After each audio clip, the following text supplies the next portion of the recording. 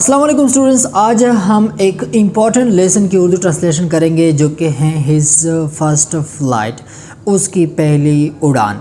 तो वीडियो शुरू करते हैं टाइम को ज़ाया ना करते हुए। तो ये यूनिट जो है खैबर पख्तूनख्वा क्लास 11th में यूनिट नंबर 2 है और ये एक इम्पॉर्टेंट लेसन है जो कि सालों से इसको फर्स्ट ईयर के अंदर शामिल किया गया है। तो इस यूनिट का बेसिकली जो टाइटल है इसका मतलब है उसकी पहली उड़ान। ठीक है, इस लेसन का हमारे ज़िंदगी पर बहुत ज़्यादा एक तरह का मोटिवेशन है हमारे ज़िंदगी में, इस यूनिट से हमें मिलता है। अगर हम इसके राइटर पे बात करें तो ये हैं लाइम ऑफ फ्लेहर्टी एक नावलिस्ट हैं, ड्रामाटिस्ट भी हैं। ठीक है, तो ट्रांसलेशन की तरफ बढ़ते हैं। ट्रांसलेशन में हमारे पास जो फर्स्ट है, the young seagull was alone on his लेज। नौजवान सीगल, अच्छा सीगल को बगला भी कहते हैं, समंदरी बगला। नौजवान सीगल अपने किनारे पर अकेला था। His two brothers and his sister had already phloem away the day before. उसके दो भाई और इसकी बहन एक दिन पहले ही उड़ गए थे। He had been afraid to fly with them.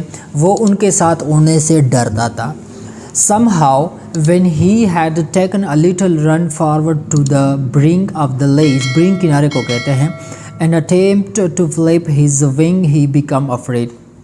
किसी तरह जब वो थोड़ा दौड़कर किनारे के दहाने पर पहुंचा और अपने परों को फड़फड़ाने की कोशिश की तो वो डर गया। ठीक है, the great expense of C stretched down beneath and it was such a long way down, miles down. He felt certain that his wing would never support him.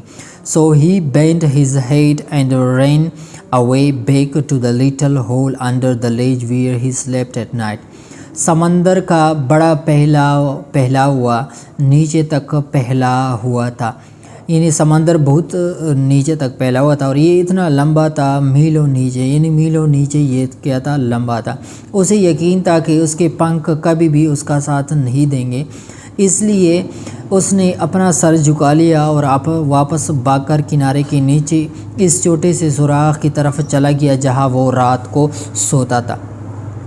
Even when each of his brothers and his little sister, whose wings were far shorter than his own, ran to the brink, flapped their wings and flew away, he failed to muster up courage to take that plunge which appeared to him so desperate.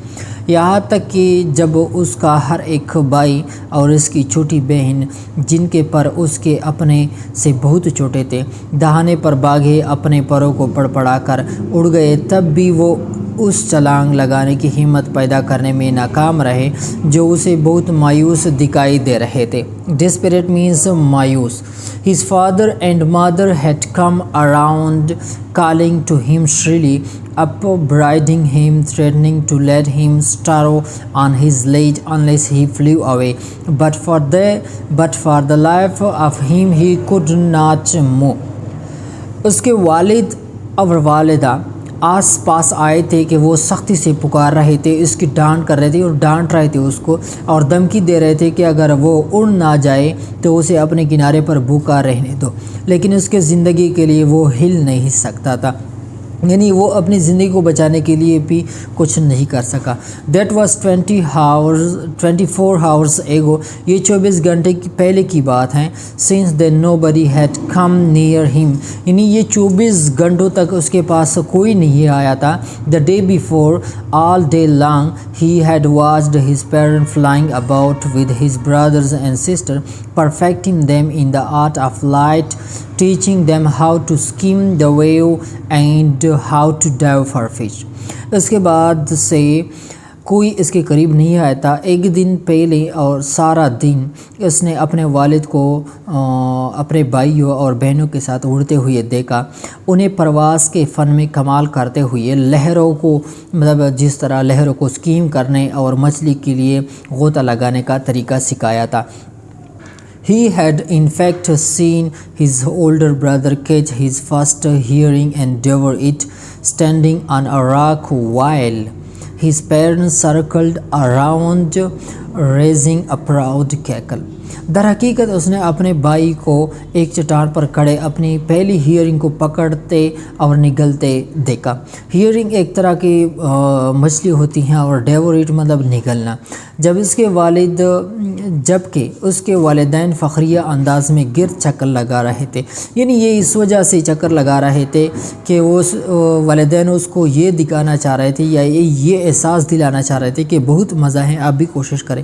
And all morning the whole family had walked about on the big plateau midway down the opposite cliff, taunting him for his cowardice.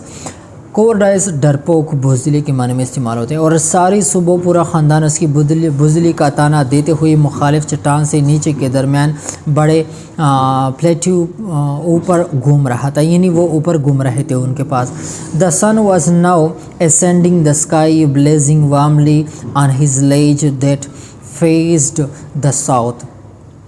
He felt the heat because he had not eaten since the previous nightfall. سورج اب آسمان پر چڑھ رہا تھا، اس کے کنارے پر گرم جوشی سے چمک رہا تھا جس کا سامنا جنوب کی طرف تھا. اس نے گرمی محسوس کی کیونکہ اس نے پچھلی رات سے کچھ نہیں کھایا تھا. Then he had found a dried piece of mackerel's tail at the far end of his ledge. Now there was not a single scrap of food left. پھر اس نے اپنے کنارے کے بالکل آخر میں میکرل کی دم، یعنی میکرل کی دم یہ ایک طرح کی مطلب پرندہ ہوگی یا کوئی چیز ہوگی، اس کا جو ٹیل ہوتا ہے، دم ہوتا ہے یا دم کہتے ہیں اس کو، کیا کا ایک خشک ٹکڑا ملا. اب کھانے کا ایک ٹکڑا بھی نہیں بچا تھا. He had searched every inch, rooting among the rough dirt caked straw nest where he and his brothers and sister had been hatched. He even gnawed at the dried pieces of spotted eggshell. ٹھیک ہے، اس نے ہر ایک inch کو تلاش کیا، مطلب ہر جگہ تلاش کیا. گندی سے بڑے بھوسے کے گھونسلے کے درمیان جڑے جہاں سے اس نے اور اس کے بھائیوں اور بہنوں کو بچایا تھا، یہاں تک کہ اس نے داغدار انڈوں کے سوکھے ٹکڑے کو بھی کاٹ لیا. ٹھیک ہے، یعنی یہاں تک کہ وہاں پہ جو انڈے پڑے تھے وہ اتنے سوکھے ہوئے اور مطلب کہ داغدار ہو گئے تھے، لیکن پھر وہ اتنا بھوکا تھا. یعنی اوورال اس کا مطلب یہ کہ بہت بھوکا تھا اور بہت بھوک کی وجہ سے اس نے پھر وہ انڈوں کو مطلب کاٹ لیا. It was like eating part of himself. یہ خود کا حصہ کھانے کے مترادف ہے، یعنی یہ ایسا ہے کہ خود کا حصہ کھانا. He had then trotted back and forth from one end of the ledge to the other, his grey body the color of the cliff, his long grey legs stepping daintily, trying to find some means of reaching his parents without having to fly. اس کے بعد وہ کنارے کے ایک سرے سے دوسرے سرے تک آگے پیچھے ٹہل رہا تھا. اس کا سر مائی جسم چٹان کا رنگ تھا، یعنی اس کا رنگ جو تھا. اس کی لمبی سرمائی ٹانگیں دھیمے انداز میں قدم رکھتے تھے، بغیر اڑنے کے اپنے والدین تک پہنچنے کا کوئی ذریعہ تلاش کرنے کی کوشش کر رہا تھا. But now each side of him the ledge ended in a sheer fall of a precipice with the sea beneath, and between him and his parents there was a deep wide chasm, and above him he could see nothing. لیکن اس کے ہر طرف کنارے نیچے سمندر کے ساتھ سراسر گرنے کے ساتھ ختم ہوا. اور اس کے والدین کے درمیان ایک گہری چوڑی کھائی تھی اور اس کے اوپر وہ کچھ بھی نہیں دیکھ سکتا تھا. The precipice was sheer and the top of it was perhaps farther away than the sea beneath him. He stepped slowly out to the brink of the ledge and standing on one leg with the other leg hidden under his wing, he closed one eye then the other and pretended to be falling asleep. وہ یعنی مطلب اس کے یہ اور اس کی چوٹی شاید اس کے نیچے سمندر سے کئی زیادہ دور تھی۔ وہ دھیرے دھیرے باہر کنارے کے دہانے پر نکلا اور ایک ٹانگ پر کڑا دوسری ٹانگ اپنے بازو کے نیچے چھپا کر ایک آنکھ بند کر لی اور پھر دوسری آنکھ بند کر کے سو جانے کا ڈرامہ کیا۔ Still they took no notice of ہم، یعنی پھر بھی انہوں نے اس کا کوئی نوٹس نہیں لی، یعنی جو مطلب اس کی جو فیملی تھی اس نے کوئی توجہ نہیں دی۔ He saw his two brothers and his sister lying on the patio dozing with their heads sunk into their necks. His father was preening the feathers on his white back. اس نے اپنے بھائیوں اور بہنوں کو سطح مرتفع پر اونگتے ہوئے دیکھا، ان کے سر ان کی گردنوں میں دھنسے ہوئے تھے۔ اس کا باپ اس کی سفید پیٹھ پر پروں کو جھاڑ رہا تھا۔ Only his mother was looking at him. She was standing on a little high hump on the plateau, her white breast thrust forward. صرف اس کی ماں اسے دیکھ رہی تھی۔ وہ سطح مرتفع پر ایک چھوٹے سے اونچ کوہان پر کھڑی تھی، اس کی سفید چھاتی آگے بڑھ رہی تھی۔ Now and again she tore at a piece of fish that lay at her feet and then scraped each side of her beak on the rock. The sight of the food maddened him. اور بار بار اس نے مچھلی کے ایک ٹکڑے کو پھاڑ دیا جو اس کے پاؤں پر پڑا تھا، اور پھر اس کی چونچ کے ہر ایک حصے کو چٹان پر کھرچتی تھی۔ کھانے کا نظارہ اسے دیوانہ بنا رہا تھا۔ Now he loved to tear food that way, scraping his beak now and again to weight it. He uttered a low cackle. His mother cackled too and looked over at him. وہ اس طرح کھانے کو پھاڑنا کتنا پسند کرتا تھا، اپنی چونچ کرچ کر اسے چھیلنے کرتا تھا۔ اس نے دھیمی آواز میں کہا، اس کی ماں نے بھی مطلب ہلکے ہکلا کر اس کی طرف دیکھا۔ گا یعنی یہ وہ پرندوں کا کوئی مطلب اپنا مطلب لینگویج ہوگا۔ He cried begging her to bring him over some food. Ga all she screamed back derisively. اس نے روتے ہوئے اس التجا کی کہ وہ اسے کچھ کھانا لے آئے، مطلب اس نے اپنے الفاظوں میں اپنے زبان میں کچھ کہا اور واپس چلی گئی۔ But he kept calling plaintively and after a minute or so he uttered a joyful scream.